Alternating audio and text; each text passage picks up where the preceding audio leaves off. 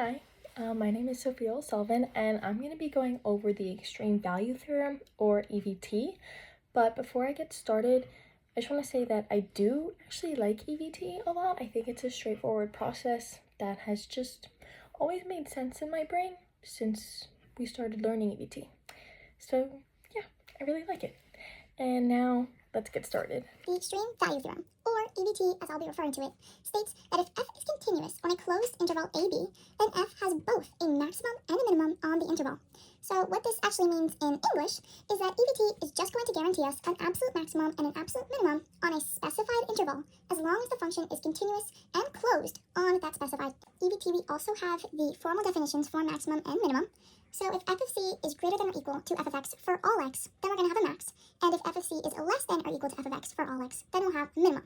So I understand that this language might be a little confusing, so that's why I drew a graph of a function f of x. So as we can see here, this max value, right, it is the highest of all the x's. So let's pretend that this point here is c, and this is f of c, right? We can see that f of c is greater than all the other y values for all the other x's in this closed and continuous interval, right? So this y value here is greater than this one, greater than that one. For all x, it doesn't matter. This point here, c, greater than all the other points for this. And that's the same thing with the minimum, except reversed. This y value here, f of c, if this is c now, it is less than all the other y values for all x, right? This one here, over here, at this specific x value, let's say, it's going to be here, smaller, right? It's less than or equal to all the other y values for all of x on this closed interval. So that's why it's a minimum. The basics of EVT, I have the steps. So really, there's only 3 steps. The first one is finding the critical numbers of x in AB. So to find the critical numbers, we know that we need f of x because we're going to need to use f prime of x. And the reason that we want the critical numbers in addition to the endpoints is because the definition of critical numbers is a point where there's a relative absolute maximum and minimum within the function. So we're going to want to know where that's occurring to see if it can match or exceed the y values of the endpoints. And then the second step is the candidates test, which we're going to make a table for, and I'll show you how to do that. So you're going to need to evaluate f at both the critical numbers and the endpoints. And the fact that we are evaluating the endpoints is the reason that this is an open interval. Because you may have thought to yourself, did I write this wrong? No, I didn't. So as we can see here, this endpoint could also be a critical number if this function maybe went up right here. And so that's why it's an open interval, because we need to be able to include the endpoint if it does happen to be a critical number. And then once we have all the y values that we need for the table, all we have to do is answer the problem. See which y values are the highest and the lowest, and write it in the way that the question is asking you to. Which there's usually 2 ways, and I'll demonstrate both of them in the examples, which right now we're going to jump in. If Sophia is preparing for a math contest, she learns that EVT will be on it and asks Miss Breen for a more challenging problem. It is as follows.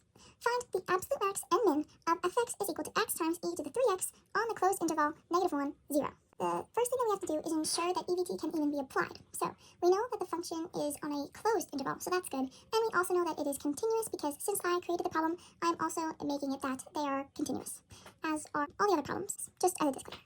Then what's next is finding the derivative. So find the derivative of f of x is equal to x times e to the 3x. So we know that we're going to have to use product rule because it is multiplication. So we do that, and then that is what I got. So then that means that our derivative is going to be e to the 3x, which is just cross multiplying these, e to the 3x plus 3x times e to the 3x, which is just cross multiplying these together. To do is actually find the critical numbers. So how we do this is setting f of x equal to 0. So the way that I did this, and really the only way that you can, is by taking out a GCF. So the common factor between both of these is e to the 3x. And that leaves me with 1 plus 3x is equal to 0. And since e to the 3x will never be 0, we do not have to worry about that factor. All I have to worry about is setting 1 plus 3x equal to 0, which is how I get x is equal to -1/3. All the values that I need, I can finally continue to the candidates test, okay? Because I have the critical numbers and I know the endpoints, -1 and 0. So I make my table, right? And you have to keep in mind that when you're making the table, you are using the original function to evaluate the endpoints and the critical numbers. Do not make the mistake of plugging them back into the derivative, okay? Because you're not going to get the right answer. So I use the original equation, and I find this. If you have a calculator on a question like this, you would find that when you plug in -1, you're going to get -0.0498 if we're rounding. And then for plugging in -1/3, you're going to get -0.123. Which means that this is actually the lower value, and we already know that this one is going to be 0. Into the table, we can just more easily tell which one is actually going to be the minimum and the maximum, and we find that -1/3 we have the minimum, and in 0 we have the maximum. So now let's move on to how I would actually write this. Like, write the question is worded. It would be perfectly acceptable to write the answer as absolute min and then the ordered pair. But But let's say that instead of saying find the absolute max and min of the function on whatever interval, it said find the value of the absolute max and minimum. Then you would write something like this. You would write absolute minimum is -1 over 3 times e at x is equal to -1/3. It means the exact same. Really, how you're going to differentiate choosing which way you should write your answer is just the context of the problem. If the problem is asking you for the actual value, you're going to write this. And yeah, you just learned how to do a EVT problem. Congrats. Let's been saying last one for 5 problems now. 6 if we're counting this one. But she promises that this will be the last if we get it right. So it's this.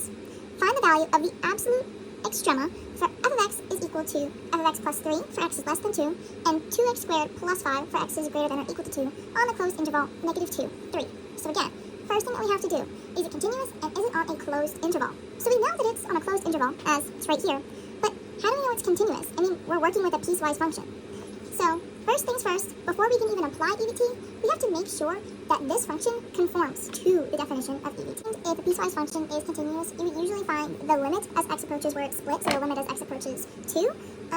But because this is EVT, we can just do it shorthand, which is just comparing, plugging into each separate part. So 5 plus 2 is 10 plus 3 is going to be 13. And then 2 times 4, which is 2 squared, plus 5 is also 13. So yes, it's continuous, which means we can continue to EVT. Continuity of the function. It's the same process. We find the critical values, which means finding the derivative of f of x, which once you do that, you get this, right? So now, setting each of them equal to 0, this one is always going to be 5, so it does not have a critical value. Whereas this one, 4x is equal to 0 when x is equal to 0. So, one of the x values is 0, but the other one is 2. Now, the reason that 2 is a critical value is because when I plug 2 into these two equations, I'm getting different results. This, I'm always going to get 5, whereas here, I'll get 8. And so because f prime of x is undefined, that means that 2 has to be included, because that means that there was a sharp corner, which means that it could be an absolute max or an absolute min. I have all my values, once again, my critical values, and I know my endpoints. I can make my table in order to do the candidates test, which I've gone ahead and done for us. So I line them all up, I evaluate them using f of x, okay? And I find that at -2, I have the absolute minimum, and then at 3, I have the absolute. Again, is to figure out how I should word my answer. And for that, I have to look back at the original problem, which said that I have to find the value. So as a result, I write that the absolute min is -7, and then I give the location. Same thing with the max, I write the actual value, and then the location. Even though the problem does not explicitly state I should write the location, you still all should, just because safer than sorry. For you, I did not promise that would be the last one. There is actually one more after this. So let's get to it, not waste time. This problem is to find the absolute extrema of f of x is equal to x to the 4th minus 8x squared minus 4 on the open interval 1, 4. Okay, so you may be thinking, open interval. Sure, it's continuous, but it's an open interval. EVT can't be applied. And technically, you're correct. But there's a way around this. And it's a little bit different, but it's actually quicker and kind of easier. So let me show you. The first step is the same. Find the critical numbers. Or really, find the first derivative and set it equal to 0. So that's something that I've already done for us. So I found that the first derivative is equal to 4x cubed minus 16x. Then, in order to set it to 0, I took out a GCF of 4x, and I was left with x squared minus 4, factored that even more, and I got that x is equal to 0 from this, 2, and -2. However, I cross out 0 and -2 because if I look back at the interval that I have, 1, 4, I find that these are not included. So technically, the only critical value that I have is 2. Instead of making a candidates table, as we would if we were doing EVT on a closed interval, our next step is to find what type of extrema we're dealing with. So we know that 2 is definitely going to be an extrema, and we do not have to worry about 1 and 4 because they are endpoints, sure, but they are not included in the interval. There are 2 ways to do this, and the first way is using the first derivative test. So how we do this is subbing in numbers between -infinity and 2 into f prime of x, obviously, because it's the first derivative test. Let's say I plug in 1, then I'm going to get 4 minus 16 negative. So let's say I plug in 3, then I'm going to get some crazy big number here minus some kind of big number there. So obviously it's going to be positive. So then I know that it's decreasing to increasing, so it's going to be a minimum. But I would get the same thing if I did the second derivative test, which is usually the one that we're going to want to try to do most of the time, just because it's a lot more reliable. So I use the second derivative test, which means that I have to actually find the second derivative, which if I take this, I get 12x squared minus 16, and then if I plug in 2 into the f double prime, then I would get 12 times 4, which is 48 minus 16, which is going to be positive, meaning that I'm going to be concave up, and that's going to be a minimum. So same thing again, but if we can, we're always going to try to use the second derivative test. Answer for an EVT problem on an open interval is not as simple as it is doing it on a closed interval, as you basically have to write a justification like you would for IVT or MVT. And so this justification is going to be, since x is equal to 2, is the only critical value in 1,4. There is an absolute minimum at x equals 2 because f double prime of 2 is greater than 0. So, as you can see, I clearly stated that it is the only critical value in 1,4. This is probably the most important piece of information you can put in your justification, because 0 and negative 2, those could be absolute minimums, 100%, but it's because they're not included in the interval, so you have to make that clear in your justification. But that is how you do EVT on an open interval. So let's move on to the last problem of EVT. Before I can actually do the problem with you, I need to teach you what optimization is. So bear with me here, okay? Optimization, what does it refer to? Well, it refers to when you need to maximize or minimize, aka optimize, something and you're given another value in order to do so. What? I know. Trust me, I know. But an example could be surface area and volume, or perimeter and area. These two equations are related to one another. So let's say I'm given the value of the surface area and I'm asked to optimize volume. I can do that. Or what if I'm given perimeter and I'm asked to optimize area, make it the max? I can do that, that's possible. And so the problem that we'll be doing does involve surface area and volume of a cylinder. But before I actually get to that, I just want to show you the steps that we're going to take in the path to optimization. So these are the steps. First, you're going to diagram your problem. Drawing always helps. It helps you visualize what is actually going on and what you need to find. The second is write the appropriate equations and label. If you're asked to find surface area, write the surface area equation. Same thing with the volume, okay? And label. By label, I mean label what you need to optimize or maximize and minimize, and your constrictor, which just refers to the equation that you are given a value for. The third thing you're going to do is, using the constrictor, or the thing that you're given the value for, solve for a variable that you can then, number 4, plug into the equation you want to optimize. And you're going to want to simplify that, because the next step is finding the derivative and the critical numbers. Because our job is to maximize or minimize, meaning we're going to need to know the maximum or the minimum value. So that's going to help us by finding the critical numbers. And then the last thing we need to do is perform the second derivative test to confirm we have the correct optimization. If I'm asked to find the maximum value, I need to know that the critical number I found is actually the max. And so these last two steps is really where EVT comes in. And I just want to tell you right now, there may be additional steps. There will be one additional step and the one that we're going to do together, depending on what the question is actually asking. So now, let's jump in. Miss Judge made beans for the math teacher's holiday party. She was just about to throw out the cylindrical can when Miss Breen yelled at her to stop. Miss Breen grabbed a can from Miss Judge and decided to challenge everyone at the party to an optimization problem. She asked, find the dimensions of the can with an open top that will minimize the amount of material needed and have a volume of 30 centimeters cubed.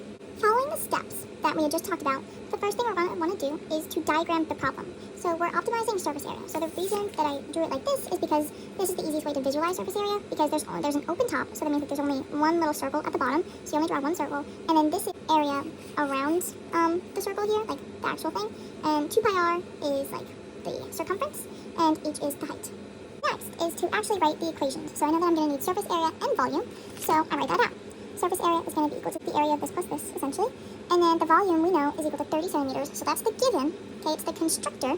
And volume is going to be equal to the bottom, pi r squared, times the height.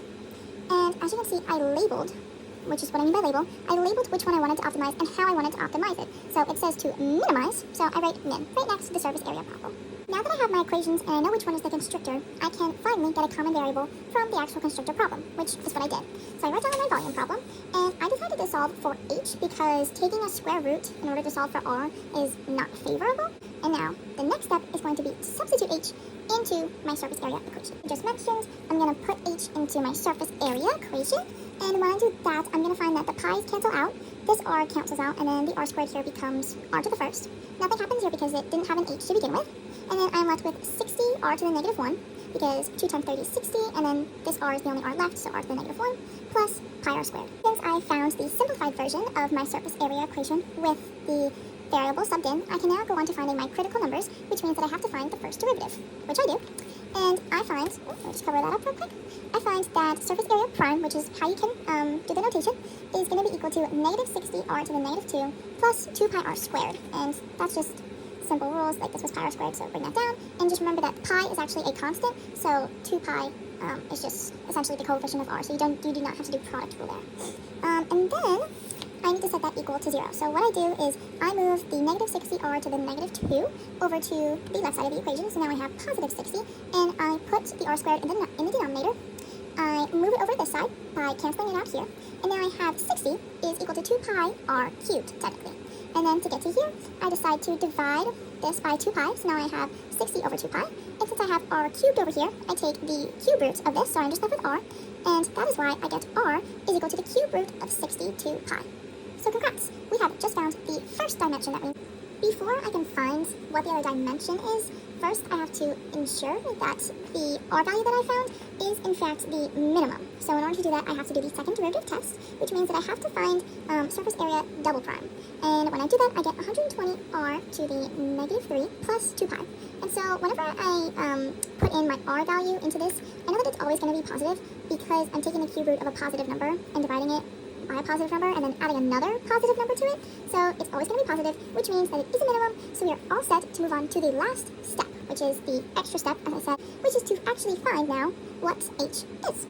Though you may be dreading this step, it's actually really, really easy because you do not have to simplify when you're plugging in r into what h is. So you can quite literally just leave it as that and just add r to it. And don't forget to include your units, because I know it's centimeters because the volume was 30 centimeters cubed, and box it in, and you're done. Thank you so much for coming along this EVT journey with me, and I hope you enjoyed.